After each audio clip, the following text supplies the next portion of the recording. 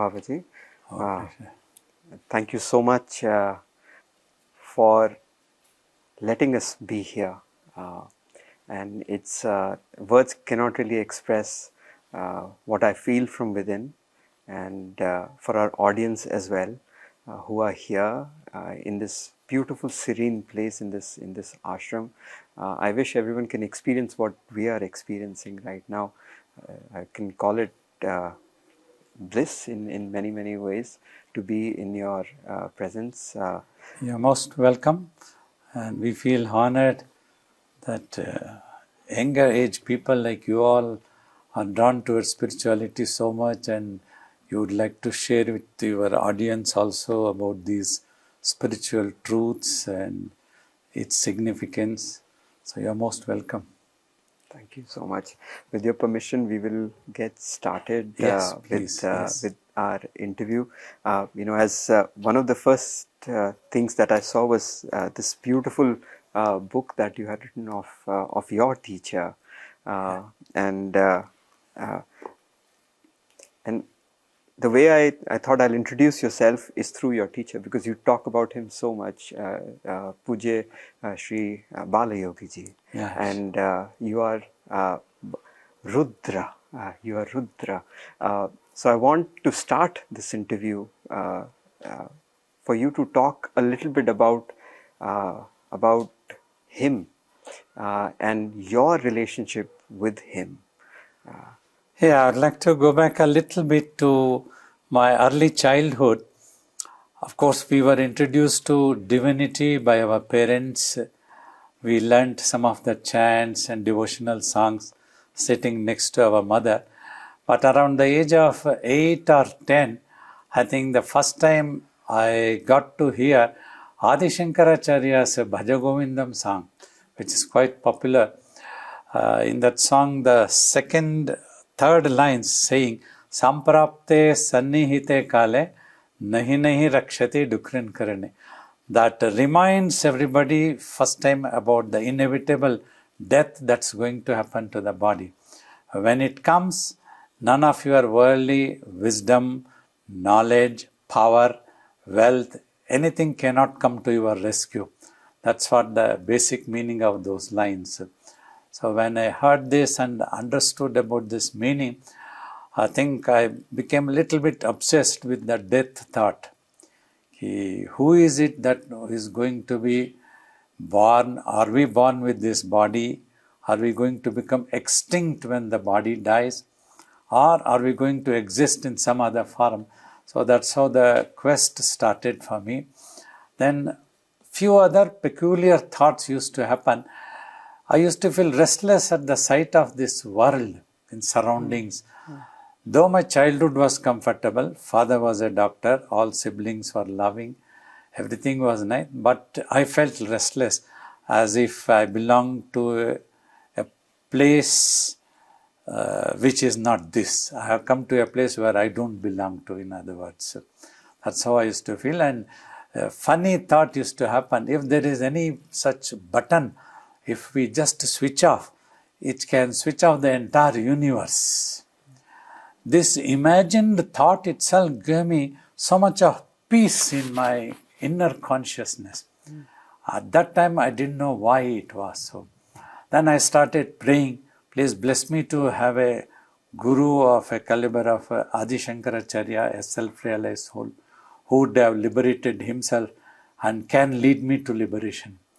Because I went on reading a little more about Adi Shankara, the three phrases or words of jnana, bhakti, vairagya became part of my life all the time in my consciousness, remembering.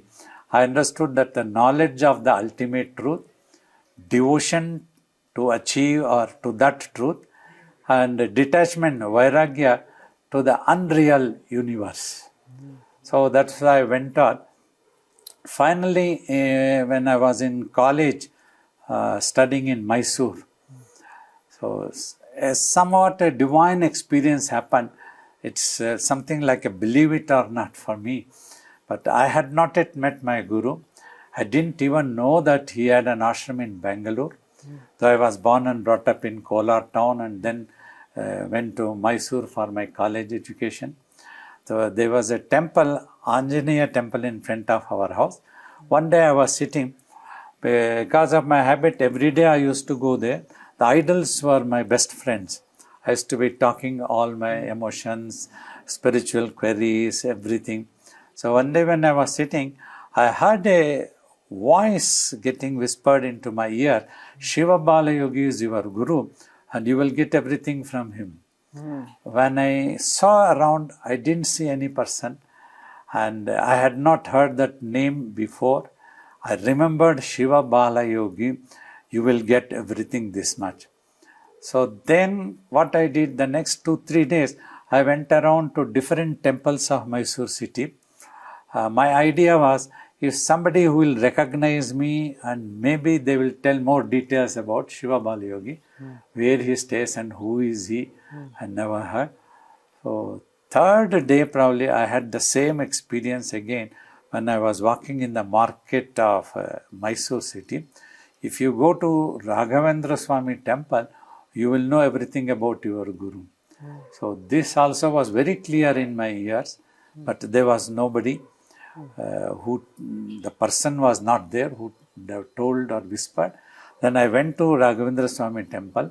A Bhagavad Katha was going on. I enjoyed for 1 hour.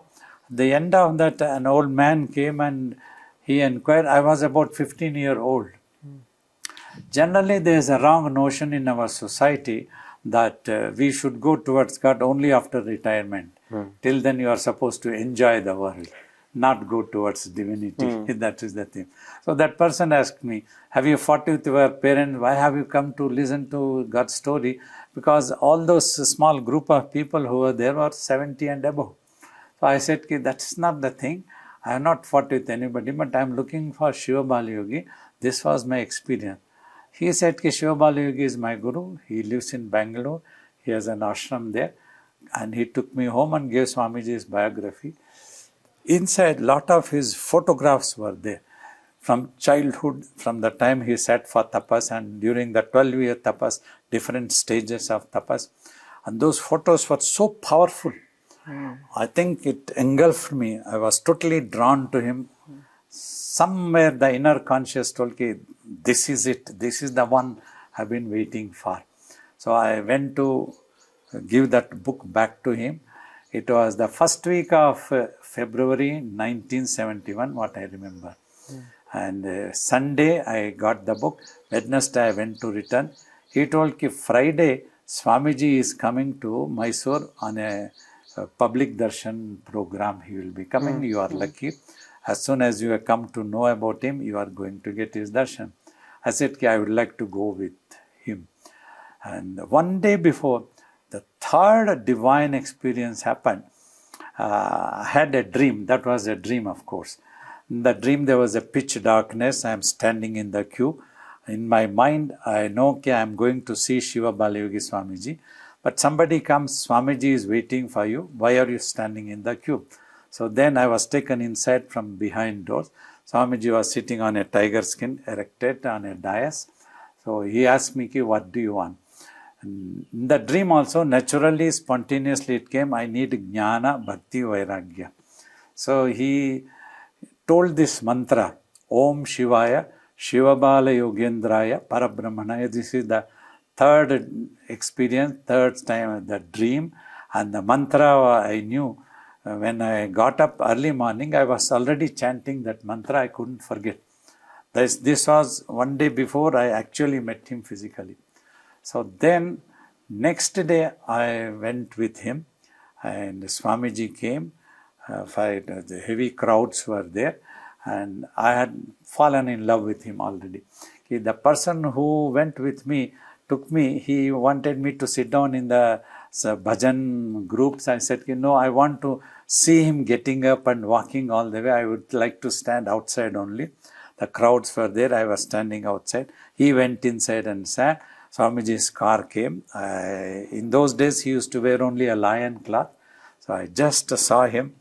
It was like 100% my consciousness went and merged with him. So I was drawn. And his mother was also sitting with him. He came out of the car. Suddenly I went to him, left side, and I held his hand. I walked with him. He sat down on a dais. They did Pada Puja to him, some chants, everything happened. Then afterwards, darshan, people were allowed to come touch his feet and go out of the other door. Instead of touching his feet, I went and stood next to his mother on the right side. My idea was if I touch his feet, I will have to go out of the room. So I wanted to stay back there and keep watching him. So that was all, watching him. My mind was focused. It had become silent totally. So I didn't know what else. I just went on watching him. And the person who had taken me, he was coming in the queue. He saw me, he called me, come and touch his feet, take his blessing. I said, that can happen some other time. You please go. I told him, I stood back and nobody disturbed me. I was just standing there. He went out and finally Swamiji got up and I walked with him to the car. He sat in the car. I went away. That was it. I was gone. Then I came home for 2 hours. I was arguing with my mother, trying to convince her, you must bless. I won't run away. I cannot do that one. You have looked after me all this time. So my mother was a very matured, devotional lady, pious. All she wanted to know that it was not a momentary excitement. She wanted to see that I'm really drawn to him and it will be a permanent, long time. So finally she said, stay back 3 years with me, finish your education also. Always any education will be helpful even if you go to an ashram also. Language, something will always be helpful to you. Don't neglect that. After 3 years also, if your mind is unwavering, I will send you. So thus from 1971 to 74 I stayed. In that time, whenever she permitted, once a year I used to come to Bangalore. On the Banerghatta road, he used to have an ashram. I used to see him, just darshan, never spoke to him anything, never asked him anything.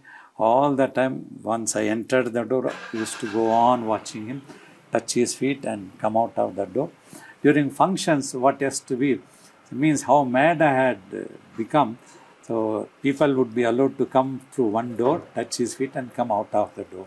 So I used to go, touch his feet, come out of the door, again join the queue. For 4-5 hours I used to be doing like that, starting from 3 o'clock to night 10 o'clock. I used to go on seeing him, just wanted to see him, nothing else to ask. I didn't know what else to ask. Well, that was how I was drawn. Finally, 74, my mother permitted, I wrote to Swamiji. He told me, in Dehradun we have an ashram, you can come and stay and do your sadhana here. So thus in 1974 November, I was sent to Dehradun.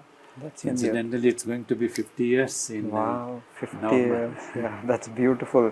Thank you for narrating it and talking about it so beautifully, and as if we were all there. I have so many follow-up questions within the thoughts. One thing that really comes to my mind is that many of us do dream about certain experiences, that this is what I would like to be, but most of us forget. That's the first part. Second, when we think of these dreams, we don't know where to go, what happens, and most of these things are materialistic desires that we go towards, and especially the current world that we are living in, and the younger generation, it's more about the outward-looking dreams that we have. That's what we go towards. So I have two questions. One, at such a young age, like, how did you know that this is the dream that I need to pursue? Is it that strong for everyone? That's my first question. My second question is, a lot of people who listen to us are in their 30s and 40s, and some in their 20s. In 30s and 40s, they start realizing, this is the direction. We have like one happiness doesn't lead to anything. I need second, I need fourth, I need third, I need fourth. I keep going in that direction. That happiness and the joy of not even going and talking to someone that you had so much desire to be with, how do you stop yourself from that? The attachment at that young age. What is it that people like us can do to stop ourselves from that desire? One thing is about the dreams. If you all have observed, sometimes the picture is very solid. Means in today's terminology is what you call of the megapixels type, Yes. high resolution. Yes. Sometimes it could be vague. By the time when you get up, they've forgotten what you dreamt. I dreamt something. The first one, which is very strong, you cannot forget for years or any time. Vividly it is there.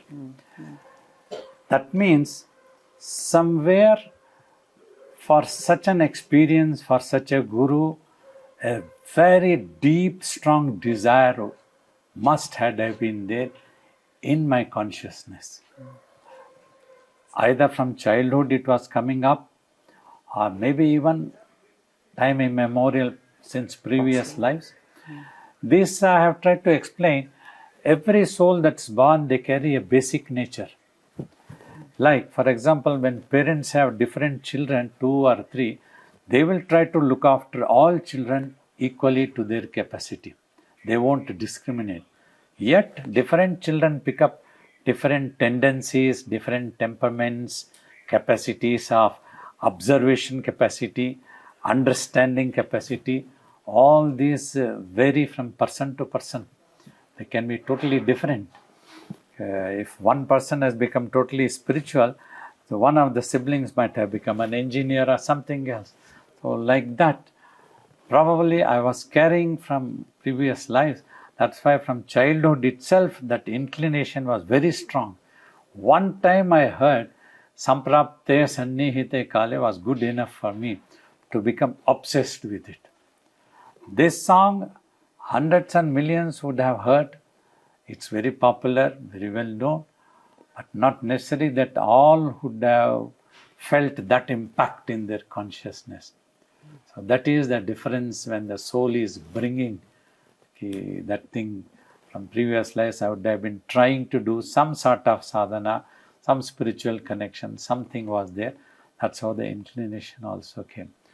So this is how it comes. So once it comes strong and in truth, it will make you to jump into it. You cannot control yourself, restrain. When I wanted this, when I want that guru, and after I saw him, nobody influenced me that you have to love this guru, he is the right person. Nobody told me. And I didn't even know what he is when I loved him. I'll tell you this also. The first time when I went and was talking to my mother, one question she asked was, how do you know that he is a genuine yogi? What the atmosphere in the ashram will be if you go there? Can you leave all of us behind? Do you think that you can live there peacefully? You have been brought up comfortably. What I told was, it might appear very funny for audience, some people. I told, I don't know whether he is a yogi or a chandal. But what I know is I have fallen in love. That I know. And I will never regret. So always, when you love the other, you may not know the other's idea, but you know what you are doing, what you want actually. If that inner consciousness tells you. Many people ask me the question, how to find a genuine guru? First, you have to be sincere. If you are sincere and you have the earning, you will not compromise for anything else. If you want the ultimate truth, divine or self-realization, then you will not compromise for a chain or a ring. You want that one. If you want peace, that peace is the miracle. No other thing can be that miraculous for you when you achieve that peace. So that's my opinion. That's beautiful. That's beautiful. I love the idea of sincerity and finding that ultimate. But once you find, I think it's. I find that to be sincere is so difficult sometimes because there are distractions all over. There are things that keep you away from what you really desire. And when these things stop you, sometimes you feel, maybe this is the right way, this was not the thing that I wanted. How do you know that you continue on that path, Swamiji? Like, that sincerity. I mean, from an intellectual point, it's very easy to understand, but in practical life, it becomes little challenging for many of us, given that many of us work, many of us, work everyone does, but in terms of going to the office with families or some other thing that comes in, how do you continue to be sincere towards the one? See, for me, certain words that we took seriously in a sincere way was like a love. We love means a real love is when it is unconditional, not born for lust and greed. It won't have any expectations at all. Then you know what you are doing. That will become a self-respect. If we loved the master, even the master should not be able to disturb us from that love. Means he should not be able to provide any lust or greed for us or test us, let alone this world. So then this world becomes very small.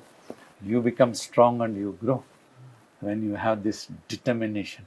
The same way, your target, you are said that it is self-realization. You will not compromise. That becomes a self-respect, question of self-respect. I told my mother, I will not regret. I will not run away. Don't worry. Unless he himself throws me out, then I am helpless. I have to come out. If he says, get out, on my own, come what may be, whatever humiliation happens, anything happens, I will bear with it, but I won't run away. That's another promise my mother wanted. Before sending me in 1974, promised me that you will not come back without achieving. So I won't mind if anything else has happened to you, but I should not hear that you have run away from the ashram. So she was great moral support for me. She was a very highly matured devotional lady who taught me in a scientific way, means to come out of the myths, superstitious things. Like for that she used to say, in all religions there are two sets of teachers. One is the religious teachers who might interpret or misinterpret to suit their convenience to control the masses. But the saint class, they will talk the truth based on their experiences. Follow them. Then you will know what the truth is, which path that you have to tread. These things were taught to me by my mother. She used to tell. That helped me to remain determined. This is what I want. A guru, and a guru that I love him. Once you love him, you don't need to know what he is. Simply, I love him for sake of love. You go in quest of knowledge for sake of knowledge, not for any other purpose. So then you are sure what you are doing. You won't look back. Many people I have seen, they talk of passion, but they are unable to sustain after a short period. Okay, that is not real passion. The passion must be there that either you do or die. That type of thing should be there. That's what we learned. Even my master also used to teach the same. From him also we learned by watching his life also. His nature was also like that. Either do or die type. He used to talk just like a soldier going to the battlefield. He will never be confused. He knows either he will do it or he will die. This world is like that. Either you will achieve or you will die. Both should be equally acceptable. You die satisfied that you tried your best till the last breath of life. These are the things which sustained us and helped me not to look back ever. I would advise everybody, if you want to achieve anything, this is what you have to maintain. Go in that direction without even thinking. Yeah. Without getting confused ever. But what about, I was going to ask this question later, but it's more relevant here. We live in some sort of a capitalistic world, and we go with passion, and the passion sometimes is money nowadays, and there is so much disparity within the world, and there's like, no, I need more and more. I have one house, I need two houses, I have more, and then it's never ending kind of a cycle. So if we are going in that direction, how is that really sustainable? We should draw a line somewhere. Whether you are a billionaire or a millionaire, or you have only thousands, all that you can eat is one meal. Because you are a billionaire, you are not going to eat 100 meals together. Not possible. And spirituality doesn't prohibit you to have a desire or achieve, but it simply alerts. Know the impermanence of the world, and everything is going to come to an end, including your own physical body. So you cannot obtain a permanent peace or happiness if you pursue this world, because your own body itself is not permanent. So you must try to find that which is a permanent entity. Then only you can achieve a permanent happiness. This was another point in my childhood. If it is there, it must be there all the 12 months, 24 hours, happiness. Why is the fluctuation? Why is that sometimes I feel excited, sometimes there is an unknown fear? Is there something wrong in me? Is there something wrong in the world? Like that I used to wonder. So it's never ending in this world. When you pursue, it's like looking for water in the desert. So you will never find peace.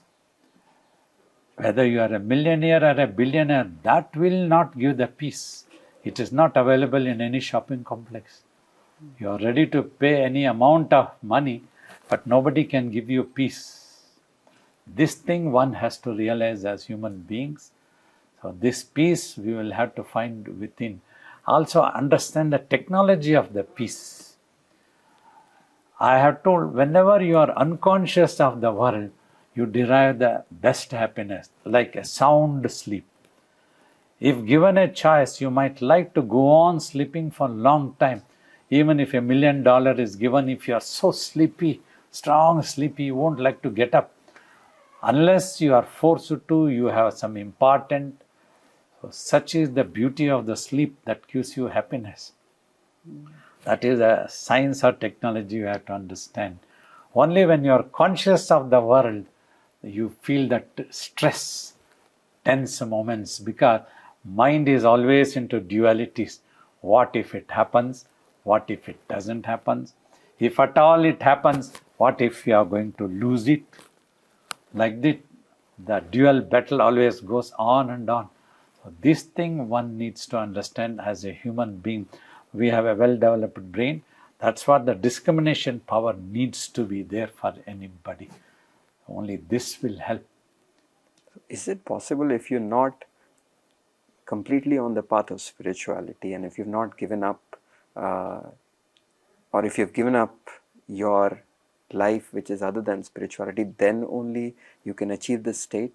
Or can you achieve the same state that you talk about, that peace, if we are Yes, in worldly affairs as well? it's not necessary that you have to become like a monk or any totally on the spiritual life. Simply certain things are necessary. Why spirituality is called as a spirituality? It is study of yourself which is in the spirit form, infinite. That's why it is known as spirituality. Not simply growing a beard or a matted hair, you become spiritual. There are so many hippies, gippies are there also, do the matted hair, but they all don't become self-realized. I just wanted to, this is only a sampradaya, tradition. Even those who got clean shaven head also became self-realized. Ramana Maharshi did not have any matted hair.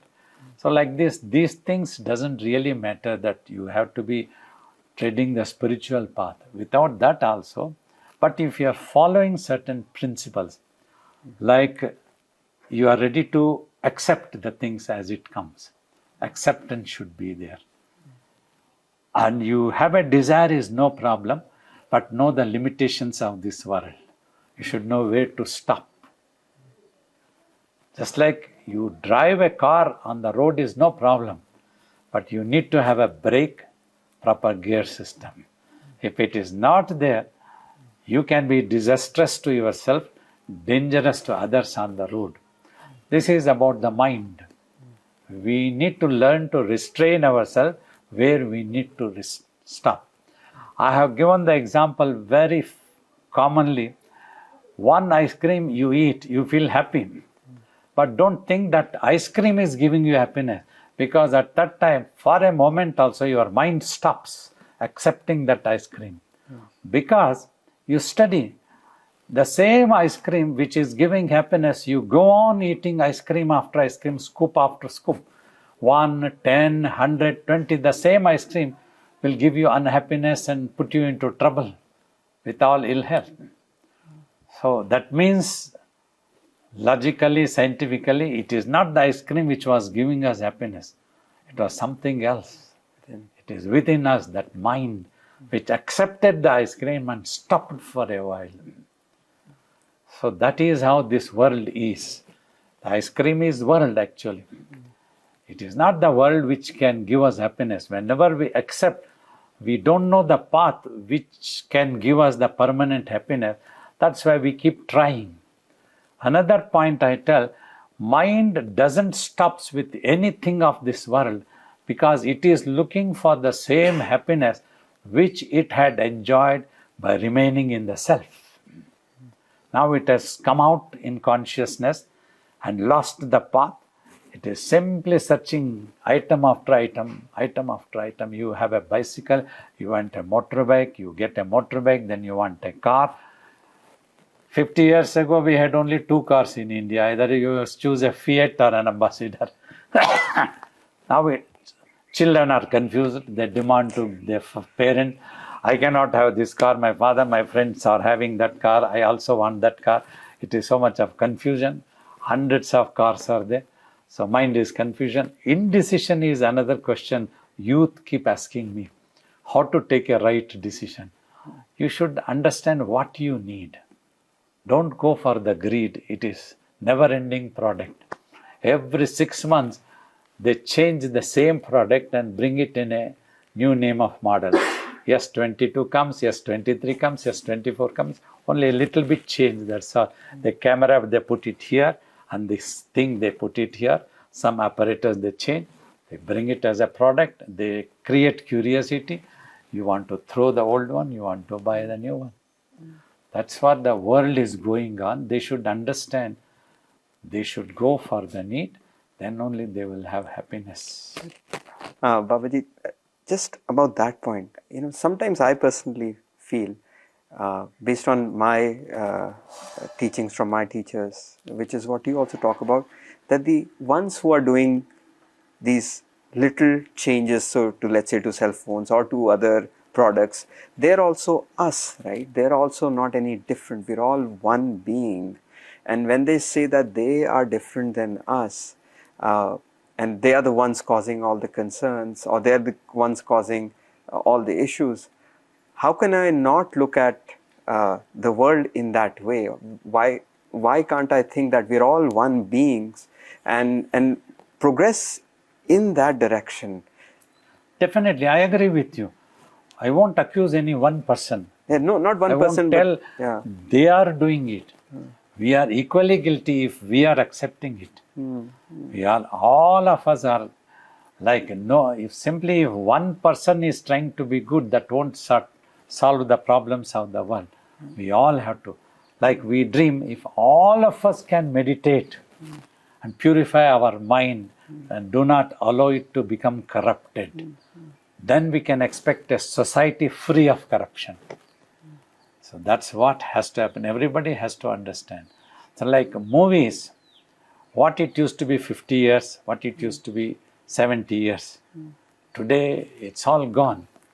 So what we considered as immoral 50 years, maybe today they don't consider it. It has become the order of the day. That's what people tell. So whom to blame? You want it and they give it and you enjoy. Like once it becomes a dual thing, it's very difficult to establish who is at fault. Finally, we have to take that we are at fault. We all are at fault. We need to, that's why I tell, scientifically, through technologically, we have tremendously advanced, but we have forgotten spirituality. That is why, as humanity, we are miserable. Because spirituality teaches us to control the mind, to keep the mind purified. That helps to understand the limitations. Limitation means whatever we have discovered or invented is not wrong. Simply we need to understand computer is so beautiful and wonderful. It is so helpful. Even cell phone is so helpful. In earlier days we didn't know it is so helpful for train reservations, for flight reservations. Sitting here we know whether the flight has landed or not, where it is flying. We can find out everything. But we should know the limitation. Not that day and night we are playing video games and we are chatting, gossiping uselessly. We are not achieving anything. That is waste. The same thing we are wasting. And nuclear energy, if all humanity sit together, let all of us live happily, let us use this nuclear energy for peaceful purposes, for development. Many times people have asked questions, why the wars have continued, why the conflicts, why can't we stop? I remember always, and I tell them, so we used to read in high school, there was League of Nations after the First World War. Then during the Second World War, that got thrown out. League of Nations disappeared and Second World War happened. Everybody thought the world is going to come to an end. What will happen to England? What will happen to this? My mother and parents used to recall they were in Burma during Second World War. Then United Nations organization came. Every human being almost believed that there is not going to be any more war or conflict at all. But that was not the truth. War continued, Cold Wars continued, because the very people who run the United Nations wants the war to happen. They are benefited. So as a humanity, we all have to accept that we all are equally responsible. I agree with you. We all, so like if I try to teach, I must practice also that. If I don't practice, people won't be influenced or inspired. That's what my guru said. When he gave sannyas, it was in Rishikesh, Ganga. I remember he just sprinkled some water, baptized me. From now onwards, you are a monk, remember. But don't ever claim that you are a sannyasin. Try to live a simple life. Let people call you a sannyasin. Then you will have the credibility. You should not boast. So that's what we need. Yeah, that's beautiful, Swamiji. And the words that came in my mind when you were saying that, you are of course sannyasi, and your life is your message for all of us in every way. And you talk about tapas, you talk about of meditation. That's what we have. That's what I have learned in the last few days when I was researching about you. But this practice of tapas that you talk about, if you can tell us briefly about that, because I have some questions along that. So, because many may not know about what tapas is and the practice that you do. Yeah, first we come to meditation. The basic idea of meditation is to achieve silence of the mind. Just now your mind is preoccupied with its own imaginations. So that's what the millions of thoughts and visions that are in your mind. Because of that, your mind is totally attentive to its own imaginations, and it has forgotten about itself, its reality. Just like when we are watching movie, we get carried away by the movie and our consciousness is sucked. We have forgotten, we are just sitting and we might be crying, we might be panicked, we might be getting excited. Somebody comes and wakes us up. Come on, you are perfectly all right, you are just sitting, don't have to cry. It's only something illusion that's happening on the screen. In the same way this has happened. So that is the idea of meditation that's being taught. Now my guru used to tell, when you are able to keep the mind quiet for 1 hour, That is the challenge, big challenge. Even to keep it for 2 moments, you will understand when you close the eyes. Just try to see that your mind is quiet, there are no thoughts and visions, then you will understand how difficult it is. Many people refuse to believe that the mind can be stopped. That's the difficult. So such a silence of the mind, if you can keep it for 8 to 10 hours in one stretch, then you become capable of doing a tapas. Tapas word is used. You burn out all the acquired habits of the mind. Now the technology is, this is the ultimate truth.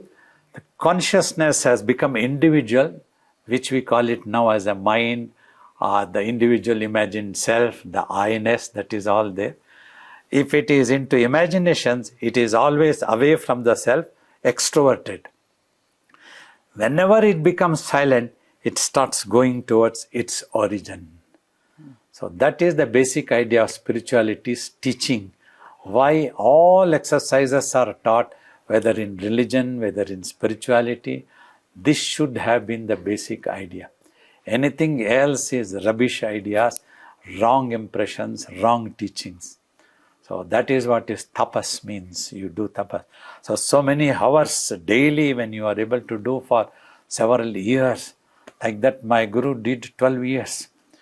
Like for us, 20 years was like a karma yoga. Karma yoga, tapas is when acceptance is there. You don't have any expectations at all. Like we come to ashram. If we are asked to dust the ashram, that should not upset us. That's what the first teaching I had my guru telling.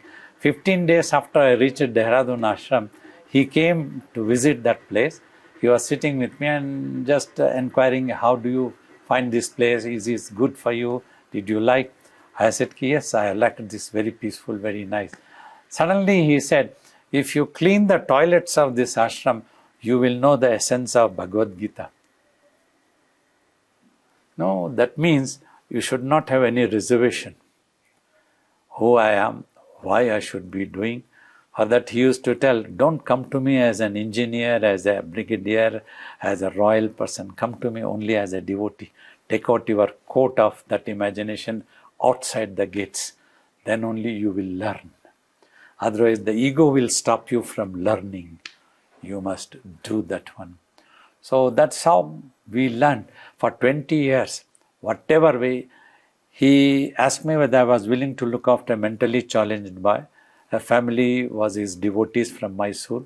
So he was very violent at home. So Swamiji asked me my willingness. I said, I am very happy, whatever you tell. He was sent. For more than 13 years until he was alive, I looked after him. So all this. And sometimes I used to look after the children of devotees, bring them out of the public school, feed them, play with them, then go and drop them to the school. Sometimes I used to go to a theatre, buy the tickets, make them sit for the movie, come back to ashram for 2.5 hours, then go back again, pick them up, drop them at the school. So all sorts of odd things. But I never felt unhappy and why I should be doing all this. Let these things, service, reach the lotus feet of my master. That was one idea. So thus my mind receded and became quiet all the time. It enjoyed that peace. I didn't want to lose that peace, whether I was reading a book or dusting. At all times, that was what I wanted. So that's how. Then finally, when my guru dropped his body, 3 months later, he appeared from his photo in Dehradun ashram when I was doing Arati. He came out and made me to sit for tapas in a room. He dragged my hand. And that's what he said, 20 years of your selfless service has helped you, your mind to recede. For 7 years of tapas, fruits has come. If you do it for another 5 years, you might get Nirvikalpa Samadhi. This is what I heard. So for 5 years, I continued that tapas inside the room. I did not come out. Nearly for 18 years, I was meditating. At that time, Ambaji was there to look after me like a mother. And she looked after. You need somebody loyal to look after you. Otherwise, your consciousness is totally introverted. Even if anybody gives you poison, this is poison, also it won't register in your mind that it is poison, it can be harmful. So much somebody has to look after it to sustain the body. Like that she looked after, and for 5 years I did. So this is what the idea of meditation, and then eventually tapas. Tapas is the highest pitch of meditation. Beautiful. So, during your time at the ashram, were there times when you felt other emotions or any sort of afflictions or kleshas, things came to your mind like anger, or at any point that you felt any sadness? I won't tell that I had overcome totally all these things.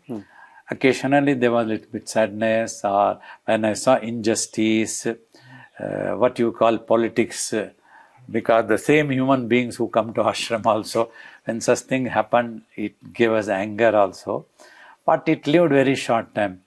One thing I believed, either I must keep my mind quiet or keep it totally so much of busy that I cannot afford to feel sorry for myself. That I believed from my younger days. So like that we kept in ashram. So quickly I used to forget. So this is not the important thing. I have to achieve other things that are more important. So let me forget about it. We will see when it happens. We can try to look. Like that I used to overcome very quickly. It came. But quickly I used to overcome. I didn't allow it to play on the mind and affect me for longer time. It wouldn't take me to a depression or any such thing, bad thing. Though occasionally this thing definitely happened. But we were so busy in other engagements, so we quickly overcame that. But at times, some people don't have a choice. They, they may be in relationships they cannot get out. They may have other challenging things going at work. They have to go to work because they need the money, and their work culture may not be good.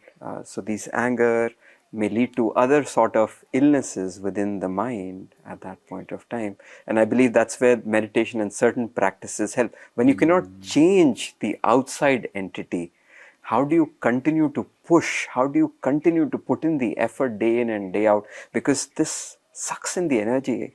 Like you go in like, I will do my best. But then you go in and someone says something, or how the environment is. How do you, within that environment? I understand. My guru also used to tell, you don't have to run to forests and caves. You can meditate at your home.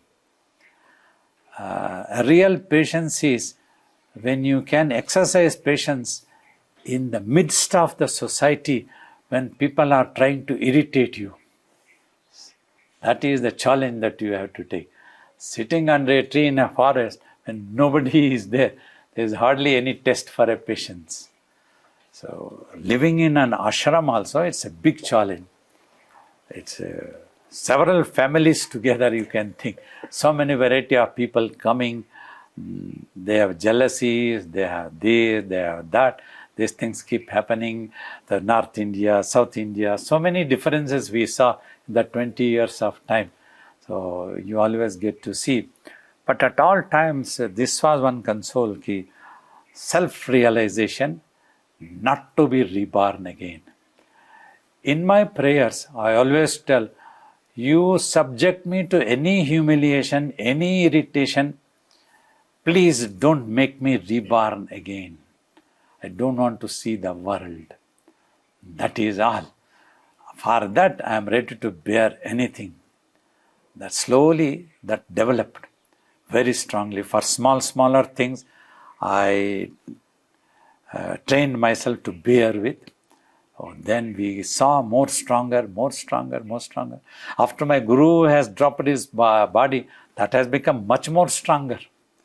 So that helped from...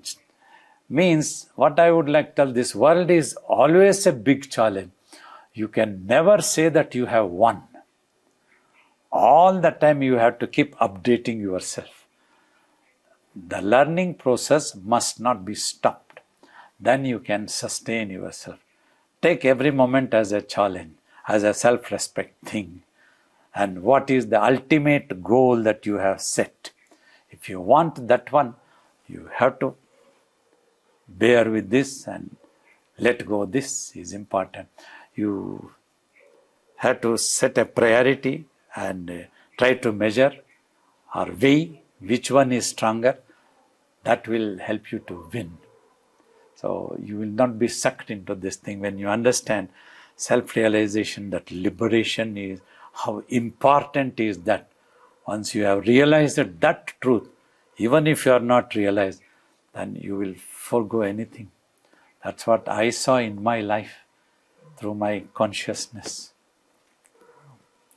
So, just maybe a couple of questions and then we'll close. Is that okay? Yes. Okay. So, regarding your time for 5 years of tapas, when you were sitting for 20 odd hours, and sitting for that long, sometimes it's hard. And I think I heard it somewhere that you used to do some physical asana practice also, and eat, because you have to eat also and sleep only for 1 hour, or probably rest is what I heard.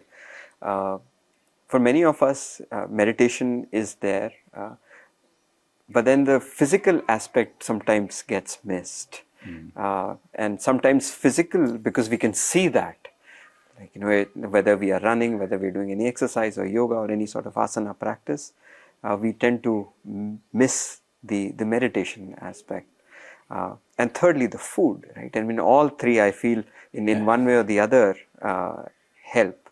So I would just like to ask you, how can we create a balance amongst all three? If we have to keep doing our daily responsibilities and duties. Carefully, you have to adopt these things. Like in tapas, physical activity was hardly anything, except for that few hours I used to come out. So then I needed to take some food, but that food should not be very solid and too much. You must be careful. So then I used to have some liquid, vegetable soup, whichever suited, sometimes a glass of milk. If milk was not suited, if it was creating more wind or acidity, then I adopted a vegetable soup. Occasionally I used to take even a watery khichdi also. Khichdi is a North Indian terminology done by a moong dal and the rice, which is done with more watery in it. Little bit I used to take. This type of whatever that you can digest, very little bit. Slightly excess, you will feel sleepy and the meditation cannot happen.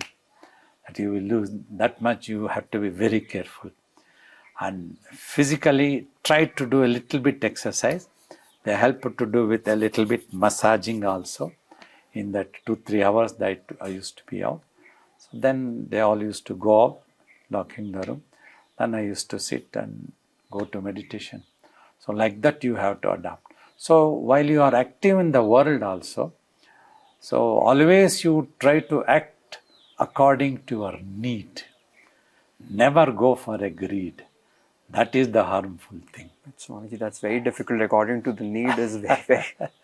See, otherwise you cannot get anything. I will tell you an example, right? From our schooling system, we are always asked to get maximum points, right? The maximum grade. If you don't get the first grade, like if you don't come first in class, you have to aspire. So it's always more and more.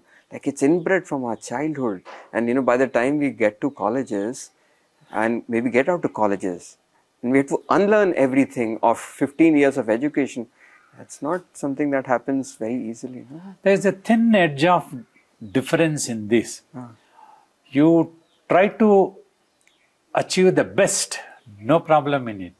At least you can achieve something good when you target for that one. Targeting itself is not wrong.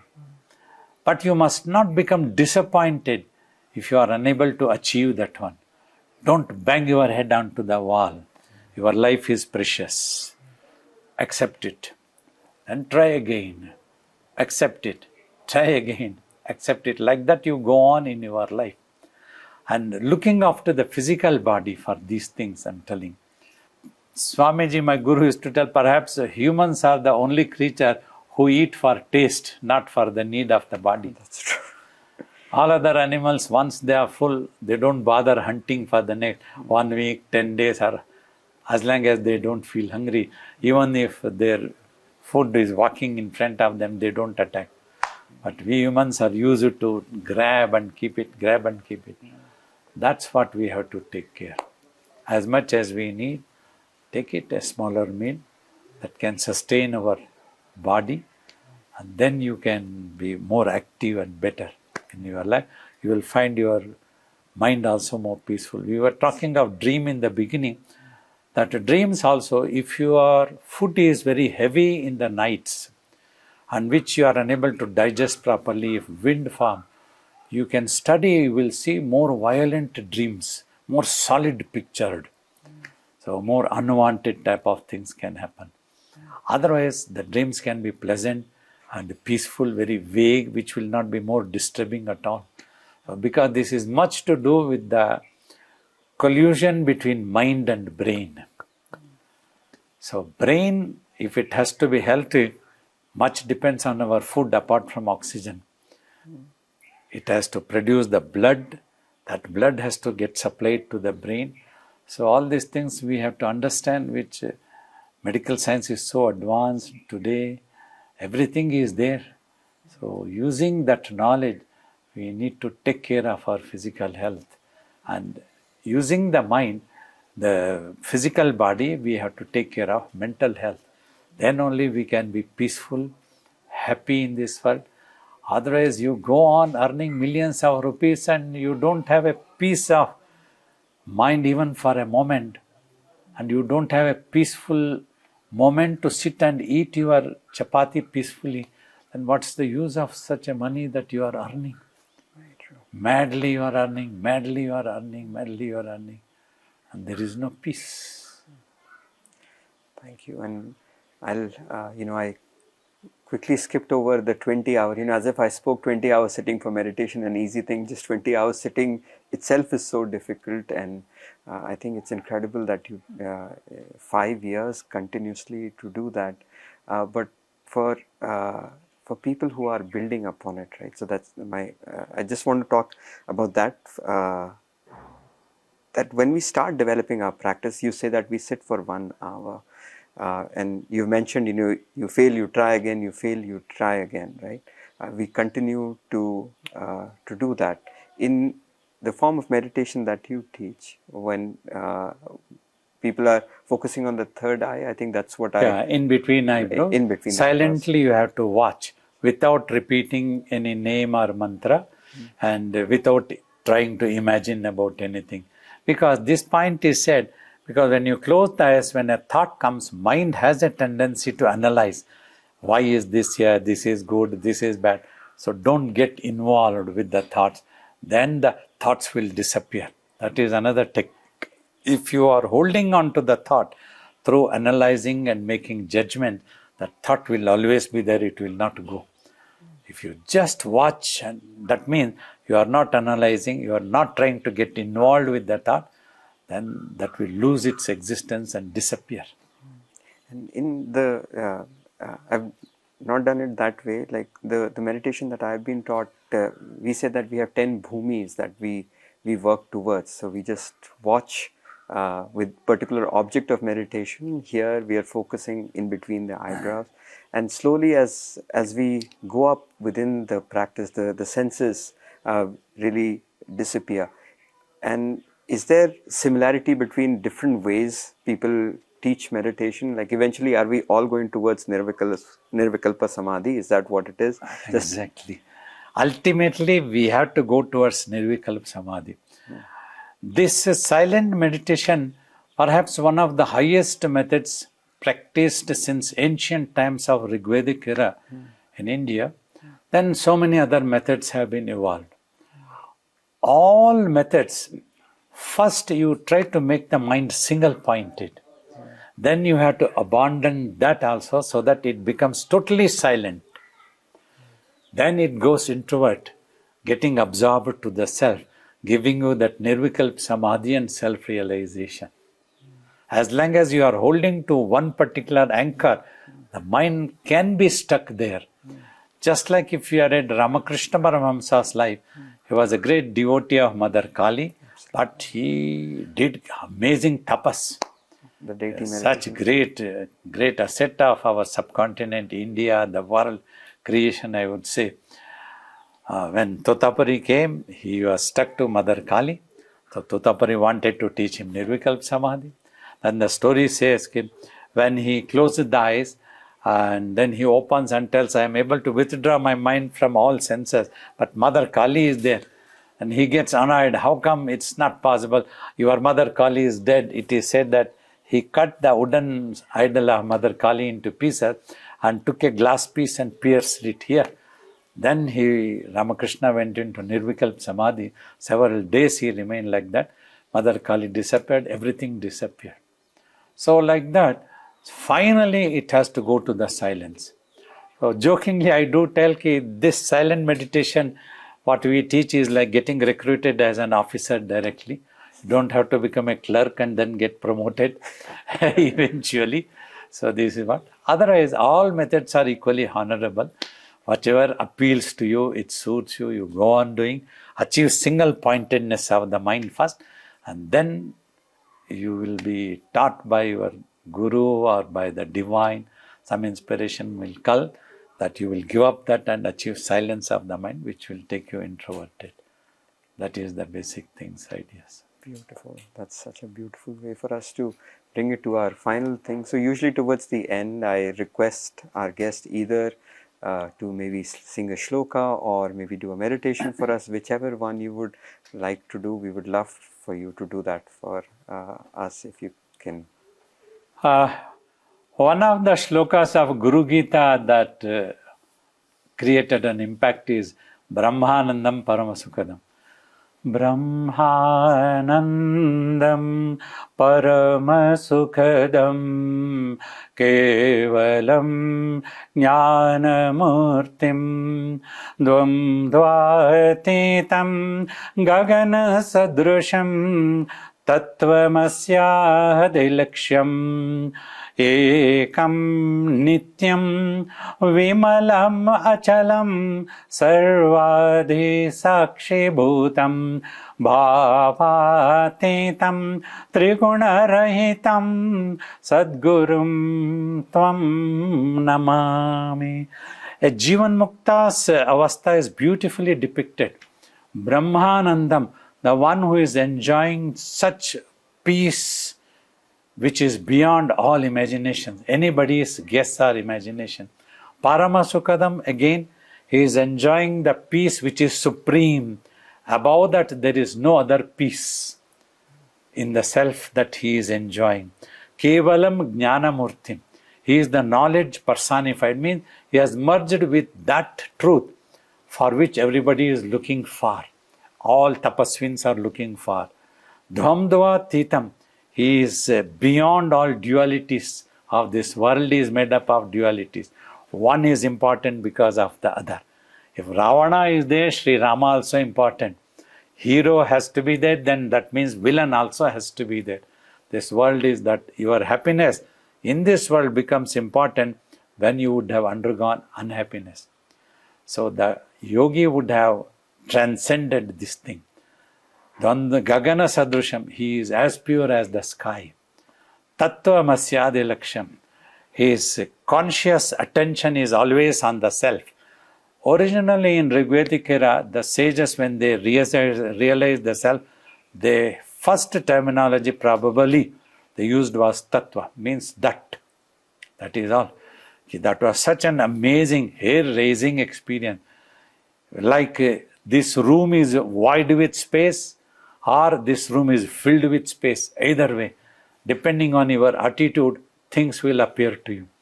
Zero and the zero as absolute, both are equally same, which has no beginning, no end. To tell this, that is that tattva, they said. So the yogi's awareness is always on the self. It is not on this world. Tattva Masyadi Laksham. Ekam Nityam. He is into the eternal, always the oneness, that one single self that exists. And Vimalam, he is composed at peace. Achalam, unmoved, because he has experienced the truth. No amount of criticism, even if the entire universe stands aside, he will never be confused because he has seen the truth, experienced the truth. And Gaganas Vimalam Achalam Sarvadhi Sakshi Bhutam. He is witness to the entire universe, whatever is happening, because mentally he is not getting involved. Even if he is gossiping a lot, he is the ever silent one, as Ramana Maharshi put it. A yogi, even if a yogi is gossiping a lot, he is the ever silent one in his consciousness. Like when I am talking to you, or if you are talking, my mind doesn't reverberate or picturize, dramatize anything. It is silent. Mechanically, through the mouth, I go on talking. So that's what one achievement. Bhavatitam, he has transcended all emotion. Triguna Rahitam, he has transcended the mind's emotions of sattvic, rajasic, and tamasic. Somewhat like the good, bad, and ugly. He has transcended. To such a Sadguru, we do our Sashtanga Pranamam. May my Divine Guru bless you all to feel inspired to go on this path. You can be anything in the world, a householder or a monk. Simply you undertake a little bit of sadhana of 1 hour meditation, which can be so helpful to you. It can help you to lead a stress-free life, make a more matured human personality. You will be able to uphold human values, moral values in a much better way. And if you want to pursue, before death claims thee, Arjuna, as Shri Krishna said in Bhagavad Gita, go to the knowers of truth and sitting at their feet, seeking their permission by putting intelligent questions. When they advocate you certain methods, adopt such methods and achieve the truth to yourself. Om Shanti, Shanti, Shanti. Thank you so much, Swamiji, Babaji, for such an enlightening interview. And I think our viewers and the live audience as well, everyone, enjoyed the wisdom and the simplicity with which you shared everything. Thank you so much for your blessings, and thank you so much for the time that you've given all of us. We are also equally honored, and you made me very comfortable by asking simple questions, straightforward, which enabled me to express my opinions and the experiences I obtained and what my master Shivabalayogi taught me. Thank you so much for coming here. Thank you so much, Swamiji. Thank you so much. And thank you so much, everyone.